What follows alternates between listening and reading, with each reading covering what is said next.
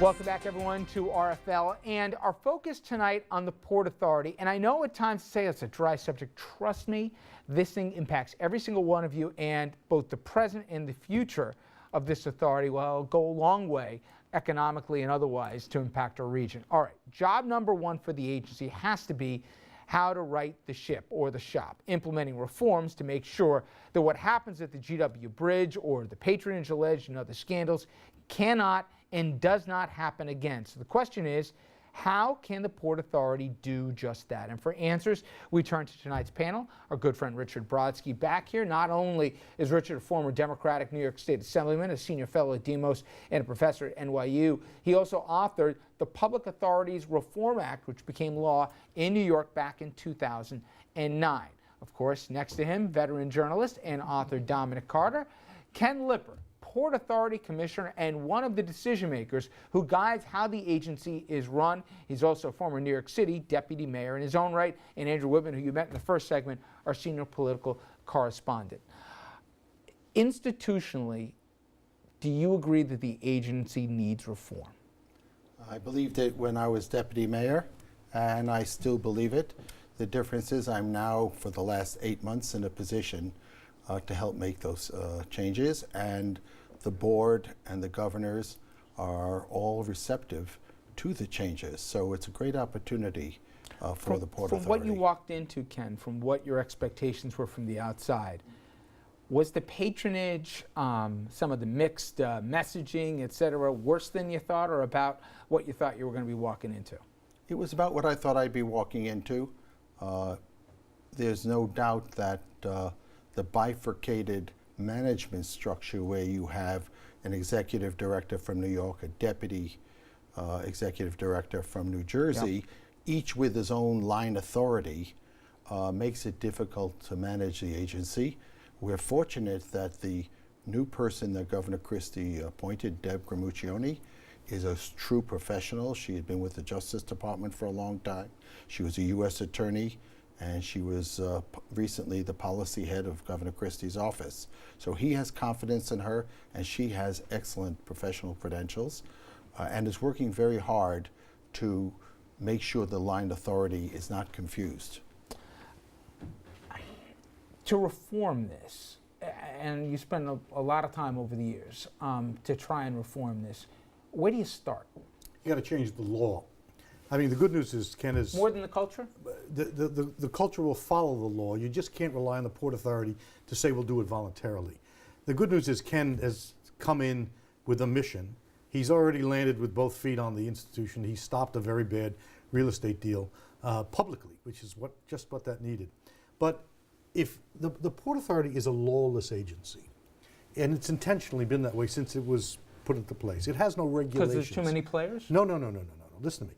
The authorities work through a regulatory structure. Port Authority doesn't have any, only has policies, because it's refused to issue regulations to bind itself. So that when I got involved in scandals there, and I sat with the general counsel and commissioners, and I said, well, what's your regulation on, let's say, procurement? They said, we don't have any. You got to do something about the lawless nature of the entity. You got to enforce a fiduciary duty on the commissioners. You've got to find transparency and real-time transparency. You've got to have an outside third-party checker, something like the authority's budget office. Indeed, if New Jersey adopts the Public Authorities Reform Act, we wrote it so that it would accommodate and could be applied to the Port Authority. So the basic message is, as well-intentioned as these new appointees are, and they are, to say to the to leave the reform of the Port Authority to the management of the Port Authority will make a repeat of this inevitable when the cycle repeats itself. Are there too many chiefs, though, and too many agendas? No. It's a Soviet-style bureaucracy. It has nobody looking over its shoulder. In a democracy, what makes agencies and government responsible is we divide power. We have people checking on it, checks and balances. Port Authority doesn't have that. That's where you go for reform. Dominic, while obviously Bridgegate was an easy headline for everybody to get their arms around and say, and you got it in real time, we got the message, the emails, et cetera, and said, geez, this is very messed up, to put it politely. You've been covered for a long time. has it gotten progressively worse, or has it always been this way? This was just an easy scandal, an easy headline for the public to process. The latter. It's always been this way. And I have to agree with Mr. Brodsky to this degree. Do you have to? No, I have to. Yeah. No It's the only matter time he does. no matter how well intended the professionals are, the moment that spotlight, the media spotlight I'm talking about right now, is not on the Port Authority, is business as usual. The Port Authority, I mean, I've been looking at the Port Authority since 1985, and I can't tell you half of what the Port Authority does. I don't think anybody can, including the experts. I mean, they have a police force that basically they patrol the bridges and so on in the businesses but of the Port Authority, but it's just so vast and all these jobs, and it's all, the bottom line is the agency is political. It's a political agency, and that's run by two governors. That's a patronage mill. No offense to the professionals, and that's not going to change. Professionals come, professionals go. The patronage mill will stay there forever. Well, Andrew, one thing I got from your conversation was it wasn't always this way. There was an element to it, but it became on steroids really in the last 15, 25, 30 years. Yeah, that seems to be what Professor George's theory is, that starting about the mid-90s with the Patakian and the Whitman administrations in New York and New Jersey, that it sort of went off the rails and became more politics and less transportation-oriented. And I'm curious what you think the solutions would be to try to get it focused back on the mission as opposed to being a home for politics, to get the politics out and get it back focused on transportation. I think, first of all, that the reason that the Port Authority is an insular, quote, organization that you described, Dom, is that it was geared to be removed from politics. One of the reasons that Congress created it in 1921 was to keep politics out of the transportation arena in a bi-state agency that was independent. So the independence of the agency is in many ways a good thing because it's less political than it otherwise could be.